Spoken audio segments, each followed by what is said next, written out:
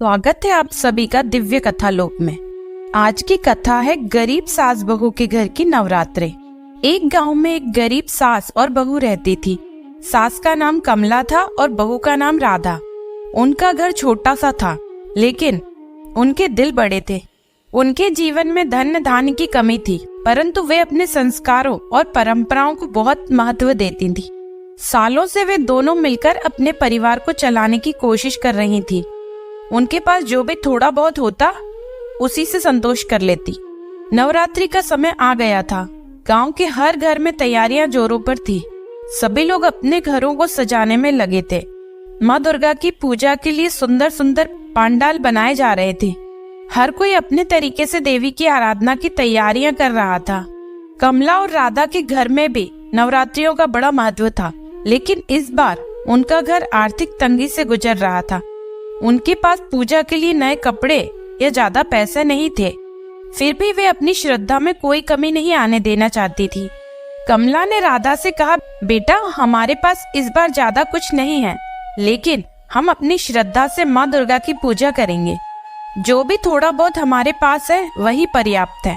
माँ तो मन की भक्ति देखती है, ना कि धन दौलत। राधा ने सास की बातों से प्रेरित होकर कहा, हाँ माँ, हम सादगी से पूजा करेंगे। हमें किसी चीज की कमी महसूस नहीं होगी अगर हमारी भक्ति सच्ची होगी। नवरात्रि के पहले दिन दोनों ने अपने छोटे से घर को साफ सुथरा किया। कमला ने पुराने कपड़ों से माँ दुर्गा की मूर्ति के लिए एक छोटा सा पंडाल बनाया और राधा ने कुछ पुराने फूलों से सजावट की। उनका घर सादा था, लेकिन उसमें जो श्रद्धा और भक्ति थी वो किसी बड़े महल से कम नहीं थी। दोनों ने मिलकर माँ की आरती गाई और दुर्गा सप्तशती का पाठ किया। उनके मन में अपार शांति और संतोष था। नवरात्रि के दिनों में गांव में कई कार्यक्रम आयोजित किए जाते थे। हर रात गांव की औरतें गरबा और डांडिया करती, देवी के गीत गाती और पूजा अर्चना करती। राधा भी इन कार्यक्रमों में जाना चाहती थी, लेकिन उसके पास पहनने के लिए नए कपड़े नहीं थे। कमला ने उसकी चिंता को समझते हुए कहा, बेटा, कपड़े नए हो या पुराने, हमारी भक्ति में कमी नहीं आनी चाहिए। तुम वही पुरानी साड़ी पहनकर जाओ जो हमने पिछले साल ली थी। माँ दुर्गा तुम्हारे मन की सुंदरता को देखती है, बाहरी दिखावे को नहीं। राधा ने सास की बात मान ली और उसी साड़ी में गरबा खेलने चली गई। वह अपने मन की खुशी और भक्ति से इतनी खुश थी कि उसे यह एहसास ही नहीं हुआ कि उसकी साड़ी पुरानी है या नहीं। गांव की औरतें भी उसकी सादगी और भक्ति की तारीफ करने लगी। जैसे जैसे नवरात्रि के दिन बीतते गए, दोनों सास और बहू का मन और भी शांत और संतुष्ट होता गया। उनका विश्वास था कि माँ दुर्गा उनकी भक्ति से प्रसन्न होंगी। नवरात्रि के 9वें दिन गांव में कन्या पूजन का आयोजन किया गया। सभी लोग अपने घरों में कन्याओं को भोजन कराने की तैयारी में थे। कमला और राधा के पास इतना धन नहीं था कि वे भव्य भोज का आयोजन कर सके, लेकिन उन्होंने ठान लिया था कि वे जो भी थोड़ा बहुत कर सकती हैं वह करेंगी। कमला ने राधा से कहा, बेटा, हमारे पास जो थोड़ा सा चावल और दाल है, उसी से हम कन्याओं को भोजन कराएंगे। माँ दुर्गा की कृपा से सब कुछ अच्छा होगा। राधा ने सास की बात पर सहमति जताई और उन्होंने अपने घर में कन्याओं को बुलाया। 9 कन्याएं आईं और उन्होंने सादगी से बनाए गए भोजन को प्रेम से खाया। कमला और राधा ने उन कन्याओं के पैर धोकर उनका पूजन किया, उन्हें हलवा पूरी का प्रसाद दिया।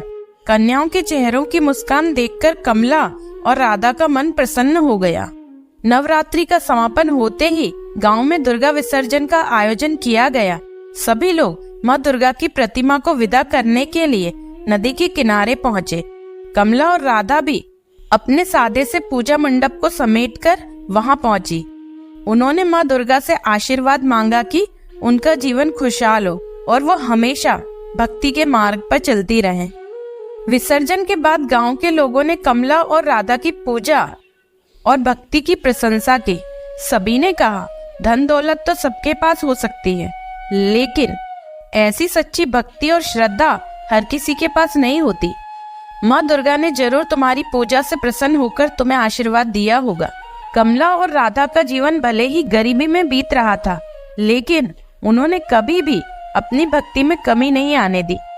उनकी सादगी और भक्ति ने न केवल माँ दुर्गा को प्रसन्न किया, बल्कि गांव के सभी लोगों के दिलों में उनके लिए सम्मान बढ़ा दिया। इस बार के नवरात्रों के बाद माता रानी ने कमला और राधा का जीवन बदल दिया।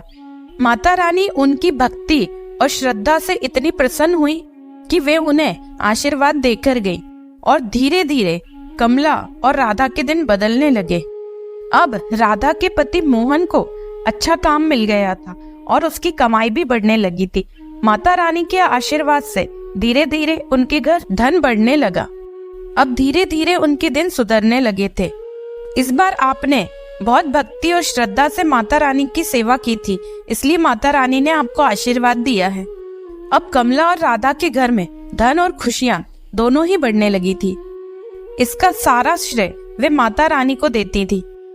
अब कमला और राधा हर साल बहुत धूमधाम से नवरात्रि का त्योहार मनाने लगी। इस कहानी से यह सीख मिलती है कि भक्ति के लिए धन की नहीं बल्कि सच्चे मन की जरूरत होती है। जय माता दी।